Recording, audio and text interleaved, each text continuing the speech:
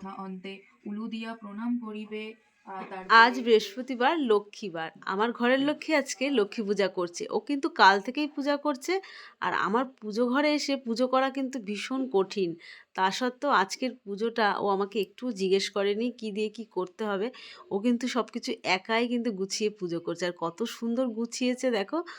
তো নতুন মানুষ সব কিছু গুছিয়ে পূজা করছে, সব কিছু বুঝে নিতে পারছে, এটাই আমার কাছে আনন্দ। কারণ তোমরা সবসময় আমার পূজা পাঠ দেখো, আজকে আমার বৌমার পূজা পাঠ দেখো।